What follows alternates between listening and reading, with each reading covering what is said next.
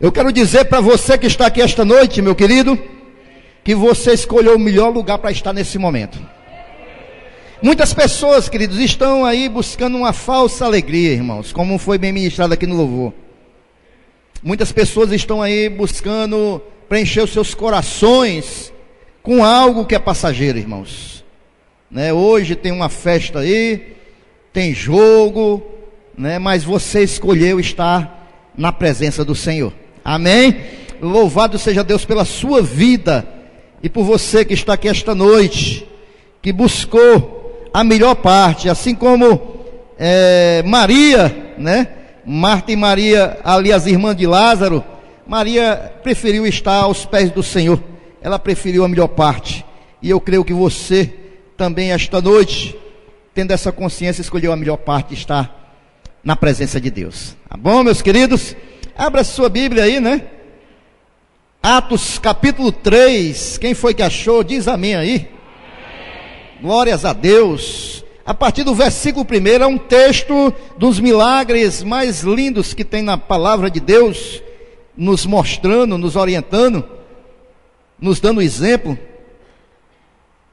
Versículo 1: Pedro e João subiam juntos ao templo, a hora da oração, a nona, e era trazido um varão, varão quer dizer homem, né? Era trazido um homem que desde o ventre de sua mãe era coxo, ou seja, ele era coxo de nascença, né?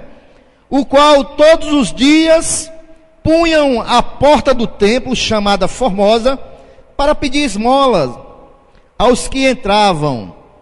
Ele, vendo Pedro e a João, que iam entrando no templo, pediu que lhe dessem uma esmola. E Pedro, com João fitando os olhos nele, disse: olha para nós.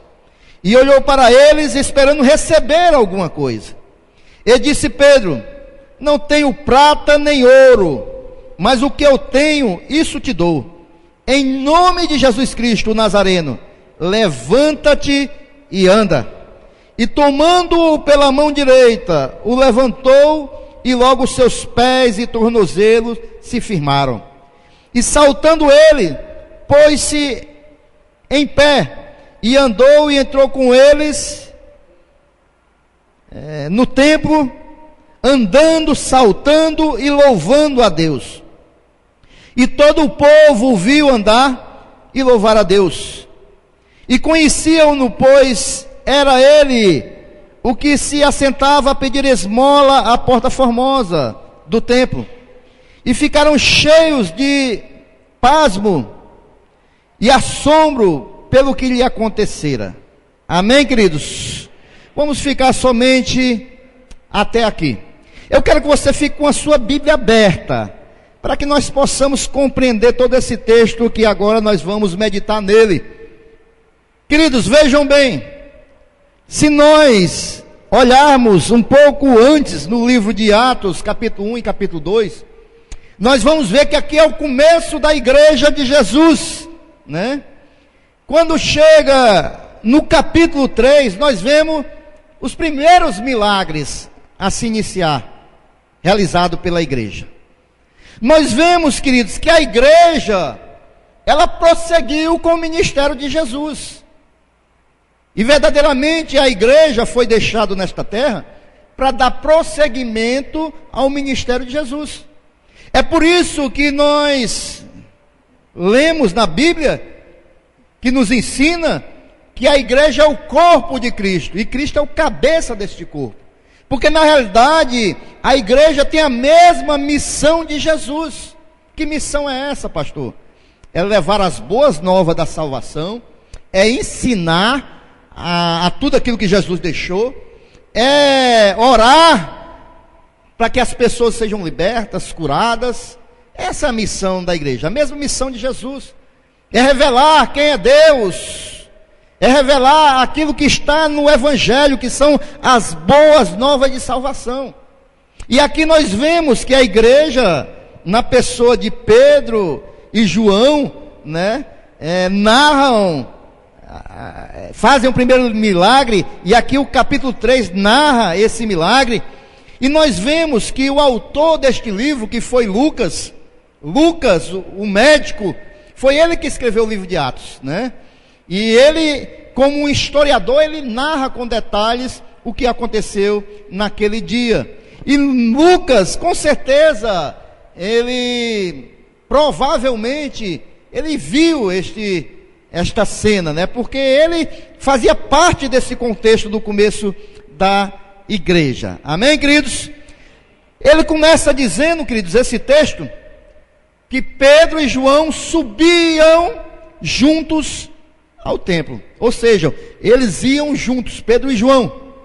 A primeira coisa que nós podemos aprender com esse texto, irmãos, que havia uma concordância ali entre os dois, havia uma unidade, né? Eles iam juntos. Nós sabemos, irmãos, que esses dois apóstolos, eles eram muito amigos, né? Eram amigos.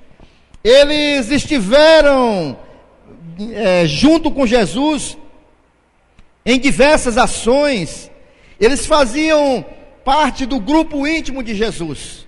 É aqueles que estavam sempre com Jesus. Dos 12 apóstolos, 3 participaram de coisa que os outros não participaram. Eram Pedro, Tiago e João, esse trio aqui. E Pedro e João participaram de alguns milagres que os outros apóstolos não participaram. Como da ressurreição da filha de Jairo, como a transfiguração de Jesus, como ali as últimas horas de Jesus no Getsêmani, como a preparação da Páscoa, ali onde Jesus ia dar a ceia, e também na sua prisão, na prisão de Jesus, Pedro e João estavam lá. Então Pedro e João, eles tinham uma caminhada de fé juntos. Amém, igreja? Está acompanhando até aí? Apesar, irmãos, que Pedro e João, eles tinham naturezas diferentes. Nós sabemos que Pedro, ele tinha uma visão mais prática. Pedro, ele não queria não era muito daquele cara de estar analisando as coisas, não. Ele pensava, ele já queria fazer, e por isso muitas vezes ele foi repreendido por Jesus, né? Porque ele era muito prático. João era conhecido mais e é conhecido na Bíblia como o discípulo do amor. João, ele era mais focado, uma característica dele era o amor de João, né? Então, eles eram diferenciados nas suas características. Mas, queridos, essas duas diferenças, elas somem, como nós vemos no texto, quando é para fazer a obra do Senhor. Amém? Nós podemos ter características diferentes. Um irmão pode ser de uma maneira, outro pode ser da outra, mas quando é para fazer a obra de Deus, essas características têm que sumir, irmão, porque o que importa é que o nome de Jesus seja glorificado. Nós sabemos que tem uns irmãos que são mais agitados do que outros, tem outros que são mais calminhos, tem outros que são mais, tem uma palavrinha que a gente usa para não dizer raivoso, sanguíneo, né? São mais, tem outros não, que pode desabar o mundo, que eles não ficam com raiva. Mas na hora de fazer a obra de Deus, essas coisas todas somem, irmãos. Amém? Na hora de fazer a obra de Deus, essas coisas todas somem. E eles estavam, irmãos, subindo ao templo. Para quê, irmãos? Eles estavam juntos, indo ao templo para quê? Para orar, irmãos. A oração, né? Eles iam orar. Eles estavam indo para o templo para orar, irmãos.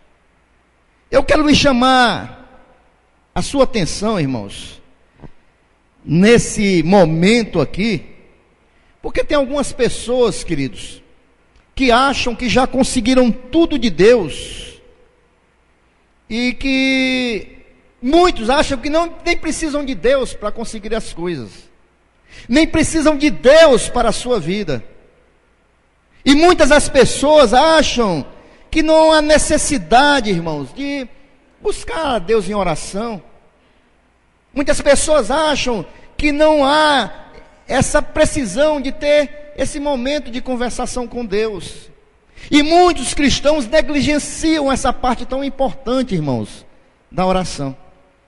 Tanto é que, graças a Deus, aqui na nossa, eu não posso reclamar disso não. Mas em muitas igrejas, os cultos de oração são os que dão menos gente. Porque parece que as pessoas acham que não há necessidade de você conversar com o seu Deus. Esses dois homens, irmãos, Pedro e João, se nós pudermos ver, no capítulo anterior, eles foram batizados pelo Espírito Santo de Deus, no capítulo 2. Eles estavam cheios do poder de Deus. Eles estavam cheios do Espírito Santo de Deus. Eles poderiam muito bem dizer, né? Ah, rapaz, para que eu ir para templo? Eu estou cheio do poder de Deus, eu não preciso de estar buscando mais a Deus. Mas não, irmãos. Eles foram para a casa de Deus, buscar em Deus em oração. Eles se sentiam impelidos, né, com esse desejo de adorar a Deus. Eles se sentiam impelidos com esse desejo de estar na presença de Deus, porque na realidade é isso que acontece, irmãos. Cada vez mais que nós estamos cheios do Espírito Santo de Deus, mais nós sentimos o desejo de estar na presença de Deus, mais nós sentimos o desejo de buscar a Deus, porque muitas pessoas acham o contrário, irmãos. As pessoas acham que ser cheio do Espírito Santo de Deus, irmãos, não há necessidade de estar na igreja. E é o contrário, irmãos. Quanto mais nós temos a presença de Deus, mais nós devemos buscá-lo. Amém? A Bíblia diz que eles desceram, irmão, a hora nona, né? É porque os judeus faziam 3 orações por dia no templo. Às 9 da manhã, ao meio-dia e a hora nona, isso é às 3 horas da tarde. Eles estavam indo para a igreja às 3 horas da tarde. Eles estavam buscando, irmãos, adorar a Deus e não perder nenhuma oportunidade. Na realidade, irmãos, eles sabiam que não era só adoração. Eles sabiam que Deus procurava os verdadeiros adoradores. E eles estavam indo para a igreja nesse horário, 3 horas da tarde. Amém, irmãos? Estão compreendendo até aí? No versículo 2, irmãos, era trazido um homem deficiente de nascença, irmãos, desde o ventre da mãe, né? Ele era coxo de nascença. E a Bíblia diz, irmãos, que todos os dias, você está acompanhando aí? O qual todos os dias, amém, irmãos? Eram todos os dias, traziam este homem para a porta do templo. Era todos os dias, irmãos, esse homem ia mendigar na porta do templo.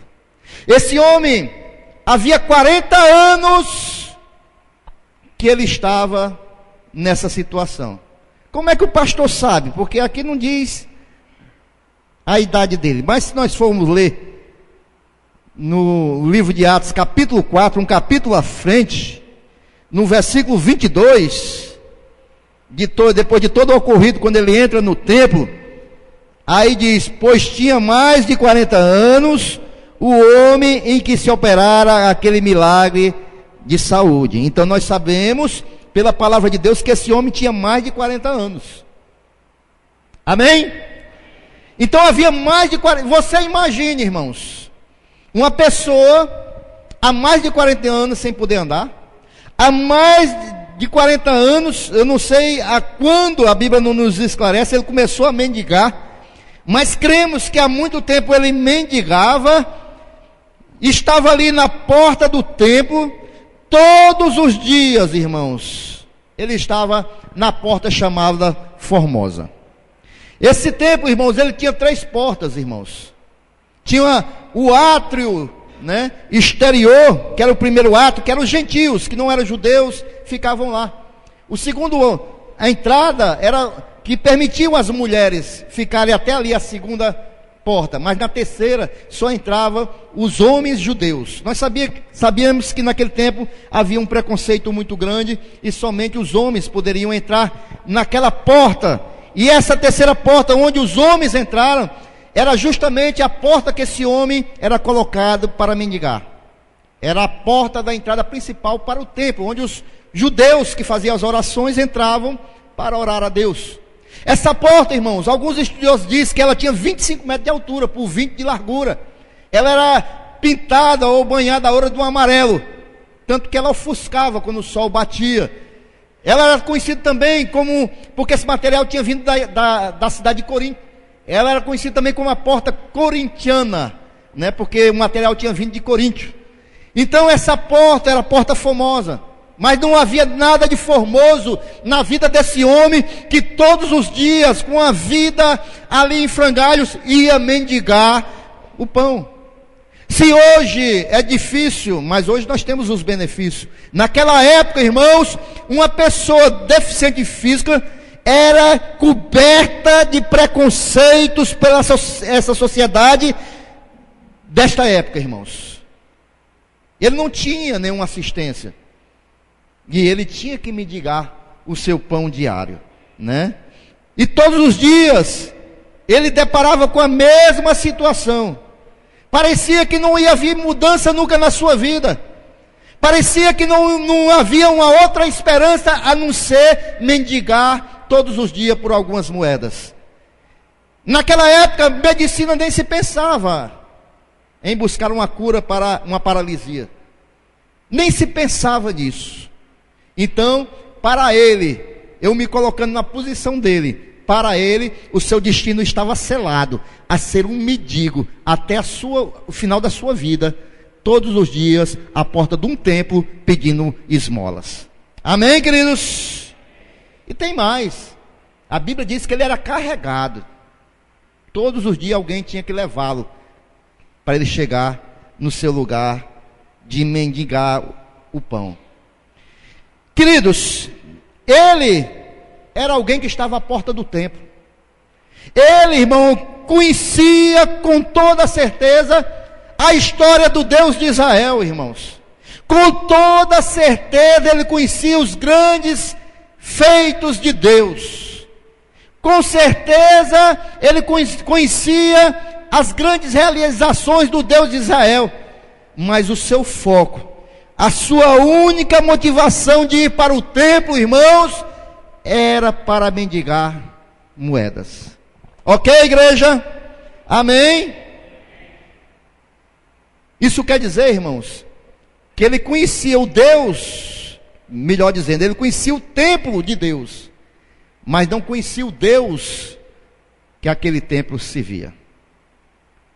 Ele conhecia ouvir falar do Deus a que as pessoas buscavam naquele templo, mas ele, na realidade, ele não conhecia intimamente esse Deus.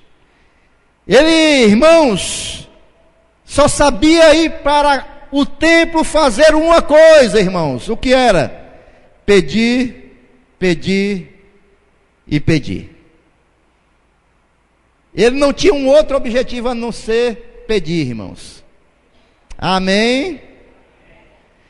Queridos, hoje, irmãos, nós estamos vivendo uma época parecida, irmãos. E eu creio, irmãos, que a igreja, ela entrou numa fase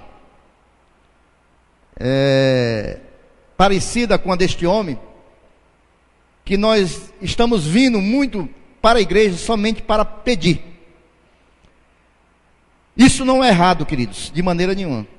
A igreja, na sua casa, onde você estiver, no lugar de oração, nós podemos derramar o nosso coração na presença de Deus, passar para Ele as nossas necessidades, pedir, clamar, podemos, irmãos.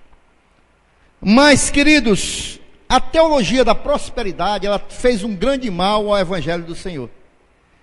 Porque a teologia da prosperidade, ela ensina, irmãos, que o homem, ele tem que buscar a Deus só para os benefícios materiais nesta terra. A teologia da prosperidade ensina, irmãos, que o homem, ele tem que buscar o máximo de Deus para viver bem nesta terra. Nós temos que ir para Deus só para buscar. E tem mais, ela não ensina só isso. Ela ensina que nós temos não só que buscar, mas determinar que é nosso. E nós estamos criando uma geração, eu digo nós, irmão, não esta igreja, eu digo nós, a geração evangélica da atualidade. Nós estamos criando uma geração de crentes egoístas, irmãos, que só pensa em si, só pensa no seu benefício, e só pensa de ir para a igreja para pedir, pedir, pedir. Queridos, tem até uma história engraçada, mas eu não vou contar aqui não. E nós, queridos, estamos vendo, irmãos, que tem muitas pessoas indo para a casa de Deus com a motivação errada, irmãos, que só vão para a igreja para pedir, irmãos, pedir a Deus. Aqui nós nunca adotamos o sistema de campanha nos nossos cultos. Eu não acho errado a campanha, quando se tem um objetivo claro e definido que glorifique a Deus. Amém, igreja? Nós podemos fazer uma campanha. Vamos supor que o Nordeste está uma grande seca, irmãos. Vamos orar esses 7 dias para que Deus envie chuva para o Nordeste. Glória a Deus. O problema da campanha, irmãos, é que as campanhas que nós estamos vendo por aí é que só são campanhas, irmãos, de pedir a Deus. Nós não vemos nenhuma campanha, irmãos, de agradecimento a Deus. Quantos alguém já viu 7 dias de agradecimento a Deus? Quantos aqui já viram uma campanha de 7 dias para ficar, ter uma maior comunhão com Deus? Nós não vemos, irmãos.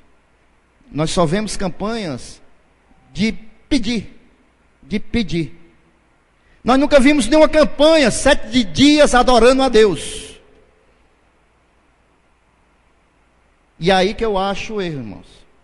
Porque além da campanha ser só para pedir, você determina um tempo para Deus lhe atender. É como se você mandasse em Deus. Nesses 7 dias, você vai receber a sua vitória. Quem foi que disse, irmãos? Deus deixou de ser soberano? Somos nós que estamos determinando agora o que Deus vai fazer ou deixar de fazer. Nós não somos mais servos não, irmãos. Nós deixamos de ser servos. O que é ser servo, irmãos?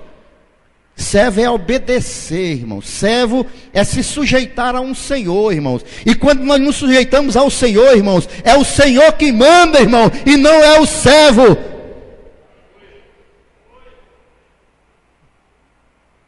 Vamos fazer uma campanha? Vamos. 7 dias, vamos orar a Deus para pedir chuva, por exemplo. É Ele que vai determinar, irmãos. Amém ou não amém? Então, queridos, nós podemos ver, amados e queridos irmãos, que este homem, ele só ia para a igreja para pedir. Mas aqui nós vemos 2 situações, irmãos, que nós podemos achar um erro. Primeiro é deste homem, que buscava a igreja só para pedir. Não buscava a igreja para adorar, para louvar, para reconhecer a soberania de Deus, para reconhecer sua soberania. Não, só para pedir. E também, irmãos, muitas das vezes, é o primeiro erro que eu já falei, que só vai para a igreja para pedir. Muitas das vezes nós vamos a Deus somente para resolver questões pequenas, irmãos. Mas na realidade, irmãos, Deus, Ele deseja muito mais para nossas vidas, irmãos. Deus não quer só resolver nossas pequenas causas, não, irmãos. Deus, Ele quer mudar a nossa vida, transformar. Ele quer nos dar uma nova vida, irmãos, que é muito maior do que tudo isso. Deus, Ele quer muito mais para nós, irmãos, do que somente nós pedirmos para ter uma casa melhor, para ser promovido do emprego, para arrumar um marido ou uma esposa. Deus quer muito mais do que isso, irmãos. Porque Deus, Ele quer mudar as nossas vidas, irmãos, transformar as nossas vidas, irmãos. Deus, Ele quer fazer um milagre maior nas nossas vidas, irmãos. Deus, Ele quer mudar, tirar nós da posição onde nós estávamos e nos colocar numa outra posição superior, no sentido de conhecer as coisas espirituais e ter uma comunhão com Deus. Você já pensou, irmão, se há uma riqueza maior do que você ser íntimo daquele que criou todas as coisas? Você já pensou se tem riqueza maior do que você ter a consciência que essas coisas todas um dia vão passar, mas você tem um Espírito que habita dentro de você, que vai viver para sempre na eternidade. E se você tem a compreensão que esse Espírito um dia vai para Deus e você vai estar para sempre com Deus, de eternidade em eternidade, não tem riqueza maior do que essa, irmão. Não tem riqueza maior do que essa. Glorifica a Deus. E por muitas vezes nós desconhecermos a vontade completa de Deus, nós focamos só num lado da questão, irmãos. Como eu falei, não é errado nós apresentarmos nossas necessidades a Deus. E nós devemos fazer, irmãos, porque Ele pode resolver todas as nossas necessidades. Mas, apresentar nossas necessidades, mas ter o foco de reconhecer e um coração agradecido quem é Deus e quem nós somos na presença de Deus, irmãos. Se nós compreendemos o sacrifício de Jesus naquela cruz, nós sabemos, irmãos, que nós somos muito preciosos para Deus. E nós sabemos, irmãos, que o sacrifício que Jesus fez naquela cruz, irmãos, ela cobre todos os nossos pecados, irmãos. E é por isso que nós devemos ter um coração gratos a Deus, porque Deus nos revelou essa verdade, porque Ele enviou o seu Filho para morrer por nós, porque nós somos valorosos para Deus, porque senão Ele não tinha feito o tamanho sacrifício por mim e por você, irmãos. Amém? Esse homem só ia para pedir. Mas também, irmãos, tem a outra parte, irmãos. A igreja, irmãos, deixou de fitar os olhos das pessoas. Nós sabemos que todos os dias havia culto ali. Todos os dias as pessoas passavam para orar. Todos os dias as pessoas diziam que se viam a Deus, passavam por aquele homem. Todos os dias as pessoas subiam ao templo para orar. Mas ninguém nunca foi capaz, irmãos, de parar e por intermédio de Deus dar uma assistência espiritual na vida daquele homem. Se aquele homem ia para a igreja só para pedir, a igreja também não desenvolvia o seu papel de ajudar aquele homem na sua vida espiritual. Simbolicamente, irmãos, esse homem, ele representava, como paralítico, muitas pessoas que hoje não conseguem caminhar até Deus neste mundo. E muitas das vezes a igreja do Senhor está passando por essas pessoas, mas com atitude religiosa. Eu vou para o templo orar, eu vou para o templo buscar a Deus, mas as vidas continuam prostradas, e a igreja não tem atentado para essas vidas. Amém? E quando João e Pedro passam por ele, versículo 3, ele, o paralítico, vendo Pedro e João, ele viu os apóstolos passarem. Ele viu eles passarem indo para o templo, para a igreja. Isso representa, irmãos, que as pessoas aí fora estão de olho naqueles que estão indo para a igreja, nos crentes. As pessoas aí fora, irmão, estão olhando para mim e para você, irmão. Esse homem, ele viu eles passando indo para a igreja. As pessoas estão vendo o nosso andar, o nosso caminhar, estão vendo as nossas atitudes, irmãos. Ele esperava, irmãos, receber alguma coisa de Pedro e João. O mundo aí fora espera receber alguma coisa da igreja, irmão. O mundo aí fora espera receber alguma coisa da igreja. Só que pelo que tem sido ensinado, o mundo está esperando outras coisas da igreja. E a igreja tem que mostrar que o mais precioso que o mundo aí fora precisa é conhecer o Salvador da humanidade, que é Jesus Cristo. Amém? Nós estamos dando a expectativa que essas pessoas estão esperando. que é carro, que é dinheiro, que é riqueza, que é coisas passageiras. Mas a igreja, ela tem muito mais do que isso, irmãos. A igreja tem o conhecimento de Jesus Cristo, o Salvador da humanidade. E ele pede uma esmola a Pedro e João. E o que Pedro diz? Eu não tenho ouro nem prata. Isso aí eu não posso te atender. E quando Pedro diz isso para ele, irmãos, aquele homem, naturalmente, ele perdeu toda a esperança que ele tinha de receber alguma coisa. Aquele homem, irmãos, com certeza, ele perdeu a esperança de ter um alívio ali, da mão dos apóstolos. Talvez ele, a princípio, tenha até se desiludido com aqueles dois homens, né? Não tem ouro nem prata, né? Mas o que eu tenho, disse Pedro, versículo 6. Você está acompanhando aí? Mas o que eu tenho, eu te dou, né? Pedro não possuía prata nem ouro. Mas nós sabemos, irmãos, que Pedro, ele era cheio do Espírito Santo de Deus.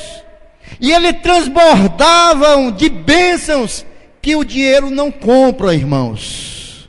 Ele era alguém cheio do poder de Deus, irmãos. Muito mais que eles tinham sido revestidos, capacitados no capítulo 2 do livro de Atos, no Pentecostes, para que pudessem fazer a obra do Senhor. E ele estava cheio do poder de Deus. O que Pedro tinha, o dinheiro não podia comprar. Pedro e João, eles tiveram a consciência ali de sua autoridade espiritual. Eles estavam sabendo para que eles estavam ali agora. Eles sabiam que eles agora eram a igreja do Senhor. Amém, queridos? Porque nós, aonde nós estivermos, nós somos a igreja de Jesus. Eles sabiam que eles eram a igreja e que Jesus era o cabeça das suas vidas. Eles sabiam agora que eles eram instrumentos de Deus para abençoar vidas. Tem alguém aqui que é a igreja do Senhor? Você continua sendo um instrumento de Deus para abençoar também vidas. Você é um instrumento de Deus. Amém? Então, queridos, eles tinham consciência. Eles tinham consciência de quem eles eram, da autoridade espiritual que estava sobre a vida deles. Você, meu querido, que é um instrumento de Deus, Deus tem lhe usado para aliviar dores, necessidades da alma do seu próximo. Você que é um instrumento de Deus, você está tendo essa consciência de que você deve ser um instrumento nas mãos de Deus, como igreja do Senhor, para abençoar outras vidas. Nós temos que ter essa consciência. Pedro disse para ele: não tenho ouro nem prata, mas o que eu tenho eu lhe dou. E o que é que Pedro tinha, irmãos? Pedro tinha o mesmo que eu e você temos, irmãos. Pedro, ele tinha um Salvador perfeito e maravilhoso, irmãos. Pedro, ele tinha promessas infalíveis do Senhor para a sua vida, irmãos. Pedro, ele tinha, sim, o Salvador da humanidade, que deu a vida por ele e por mim e por você. O que Pedro e João tinham naquele dia, eu e você temos hoje, o Salvador que habita em nós, irmãos. Nós temos algo, irmãos, que nós não podemos perder nunca. É por isso que em Apocalipse capítulo 3, o Senhor diz: guarda o que tens. Guarda o que tens. Até aquele glorioso dia. Nós não podemos perder isso que nós temos, irmãos. A essência de Cristo habitando em nós. Amém ou não amém? E Pedro, ele diz assim, versículo 6, perdão. E disse Pedro: não tenho prata nem ouro, mas o que tenho, isto te dou. Em nome de quem, igreja? Em nome de Jesus Cristo, um Nazareno. Levanta-te e anda. Ele diz em nome de Jesus, irmãos. Ele está falando no nome de Jesus, porque é o nome que salva. porque é o nome que representa a pessoa que pode nos salvar, que é Jesus Cristo.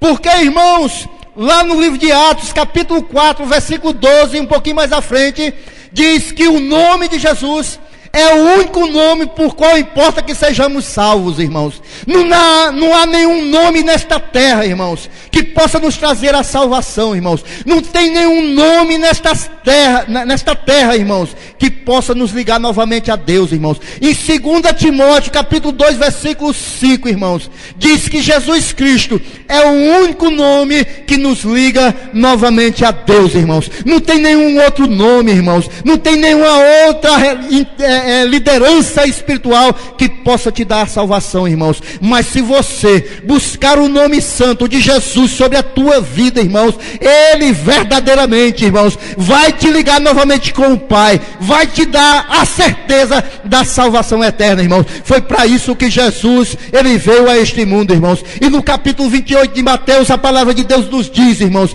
que todo poder me foi dado de Jesus no céu e na terra. Ide por todo mundo, pregai o evangelho a toda criatura, irmãos, ensinando tudo o que vos tenho guardado, irmãos, porque o nome de Jesus, esse nome tem poder no céu e na terra. É pelo nome de Jesus, irmãos, que nós podemos encontrar a salvação para nossas vidas, irmãos. É no nome santo de Jesus, irmãos, que nós podemos encontrar conforto, auxílio para nossas almas, para nossas angústias, para nossas necessidades, para nossas dores. Somente Jesus Cristo, o Nazareno, irmãos. Não tem outro nome, irmãos. E quando Pedro diz em nome de Jesus, te levanta e anda. No versículo 7 diz que Pedro estendeu a mão, porque não adianta só orar, porque não adianta só falar, porque não adianta só profetizar, se não tiver atitude. Isso nós temos pregado aqui. Ele estendeu a mão, irmãos, e quando Pedro estende a mão e toma a mão daquele homem, um poder do alto, do Espírito Santo de Deus, passou para aquele corpo que era impotente até aquele momento. E naquele momento Deus faz a obra na vida daquele homem. Os músculos que eram atrofiados, irmãos, os tendões, irmãos, do calcanhar, da perna, irmãos, dos tornozelos, tornaram-se normal, irmão. O homem, ele salta de uma vez, ele se põe em pé, irmãos, curado, restado. Ele começa a pular, a andar. Ele entra no templo glorificando a Deus, saltando, pulando, irmãos, porque agora ele está restaurado. Eu, quando olho para esta passagem, eu me lembro muito bem do capítulo 37 de Ezequiel, que até o diácono Arnoldo pregou aqui recentemente. Naqueles ossos secos, que o Espírito Santo do Senhor vai e visita, e os ossos começam a se juntar um ao outro, vem carne, e começa a ser feita a restauração. Eu, quando vejo para a vida deste homem, ele sendo totalmente restaurado, irmãos, agora ele está de pé, agora ele não mais rasteja, agora ele não mais precisa do auxílio de ser levado todo dia para aquela porta para mendigar, irmãos. Aquele homem, irmãos, que veio todos os dias à porta do templo, buscando uma moeda, irmãos, buscando algo material, buscando algo passageiro, irmãos. Agora ele recebe verdadeiramente uma revelação do céu, irmãos. Ele conhece, agora não de ouvir falar, mas da sua vida, Israel, irmãos. Agora ele quis buscar uma moeda, ele recebe uma nova vida. Porque é isso que Deus quer para mim e para você, irmãos. Ele não quer nos dar as coisas materiais, que a gente tenha consciência que Ele quer uma nova vida para nós, irmãos. Restaurada. Restaurada. Amém ou não amém? Ele quer o melhor para nós. Deus tem o melhor para nós, irmãos. Amém? Diga aí para o teu irmão: meu irmão, fique firme. Deus quer o melhor para você. Deus quer o melhor para você, meu irmão. Às vezes, irmãos, a Bíblia nos diz, né, que nós não sabemos orar como convém.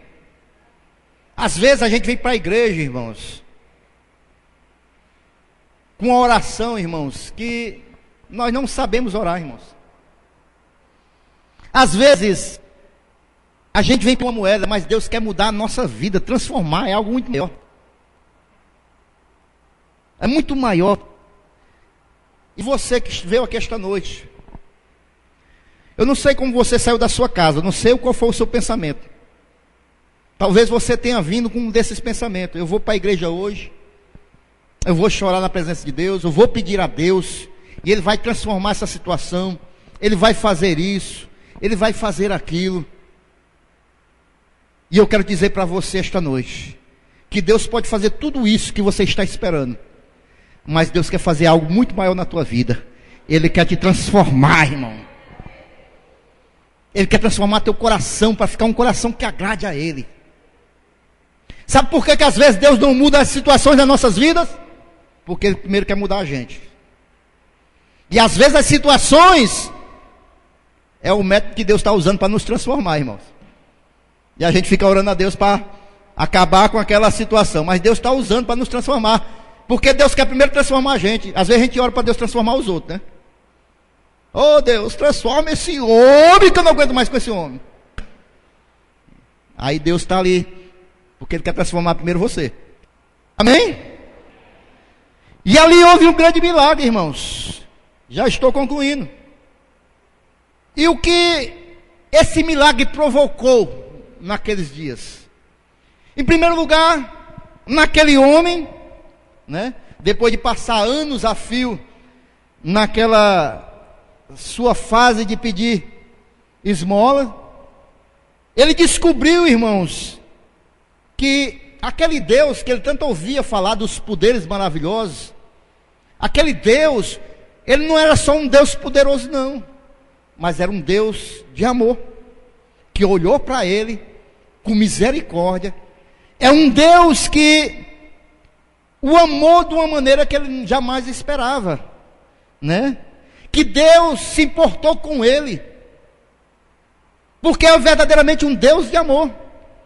Talvez você também chegou aqui esta noite, só Deus sabe como está seu coração. Muitas vezes há muitas desilusões com as pessoas, muitas das vezes nós decepcionamos com as pessoas, mas eu quero te dizer que com Deus você jamais vai se decepcionar, porque Ele te ama verdadeiramente. Amém? Esse Deus nos ama, mas deixa eu falar uma coisa para você. Deus tem algumas faces desse amor, né? Aliás, esse amor de Deus tem algumas faces. É um amor que se dá a si mesmo, é um amor que transforma, é um amor misericordioso, mas é um amor que salva, que cura, restaura. Mas tem uma fase do amor de Deus também, que é amor, e muitas vezes nós não compreendemos, que é o amor que disciplina. É o amor que disciplina. A Bíblia diz que Deus corrige a nós como um pai que ama o filho. E essa parte do amor de Deus, às vezes nós não compreendemos. O amor da disciplina, irmãos, porque Deus também disciplina as nossas vidas. Amém? Mas esse homem compreendeu que havia um Deus que o amava. Ele descobriu também, irmãos, que o propósito que Deus tinha a vida dele era muito maior. Não era só para ficar mendigando e pedindo a Deus. Mas quando nós olhamos aí no capítulo 3, no versículo 8, 9, ele descobre qual era o propósito que Deus tinha para a sua vida. E saltando ele pôs-se em pé e andou e entrou com eles no templo, andando, saltando e louvando a Deus. E todo o povo viu andar e louvar a Deus. Ele compreendeu que a vida dele, verdadeiramente, era para glorificar a Deus. É o que Deus espera de mim e de você. Deus espera que a nossa vida, irmãos, seja de um contínuo louvar a Deus. Que as pessoas olhem para nós e digam assim: glória a Deus pela vida da minha irmã, glória a Deus pela vida do meu irmão, glória a Deus por essa vida. As nossas vidas têm que dar louvor a Deus. Que as pessoas olhem para nós e possam ver o amor de Deus em nós. Que as pessoas olhem para nós e possam ver o agir de Deus em nós. Amém, queridos? Também esse homem, ele conheceu, irmãos, que talvez, né, se Pedro e João tivessem ali alguma moeda, até desse para ele, o recurso natural, esse homem jamais iria ter um entendimento que há recursos sobrenaturais disponíveis também. Porque às vezes nós ficamos querendo resolver as coisas só nos recursos materiais. Preciso disso, preciso daquilo, tem que pagar isso, tem que pagar aquilo. Pensa só nas coisas materiais. Mas tem os recursos espirituais, sobrenaturais, irmãos, que nós devemos buscar. E esse homem compreendeu, irmãos, que não é só o dinheiro, irmãos, não é só os recursos naturais que nós devemos buscar. Esse homem compreendeu, e eu creio que ele deve ter pensado: eu estou aqui há tanto tempo na porta desse templo, e nunca pensei que esse Deus, que essas pessoas buscam nesse templo, poderiam resolver a minha situação de uma vez por todas. Há um Deus espiritual, há um mundo espiritual, e há recursos para nós buscarmos nesse mundo espiritual. E muitas vezes nós estamos invertendo, estamos focados só no mundo material, esquecemos dos recursos espirituais. Há recursos espirituais que nós devemos buscar, irmãos, inclusive pela oração. Amém? Então esse homem conheceu tudo isso. E o povo, irmão, o povo que era acostumado a ver aquele homem mendigando, que lição trouxe esse milagre? Primeiro lugar, irmãos, versículo 12 e 13, capítulo 3. E quando Pedro viu isto, disse ao povo, porque com certeza, além dos que estavam dentro do templo, juntou muitas pessoas para ver aquele milagre. O que Pedro disse? Varões israelitas, por que vos maravilhais disto? Ou por que olhais tanto para nós, como se por nossa própria virtude ou santidade fizéssemos andar este homem? O Deus de Abraão, de Isaque e de Jacó, o Deus de nossos pais, glorificou a seu filho Jesus, a quem vós entregastes perante a face de Pilato, negastes, tendo ele determinado que fosse solto.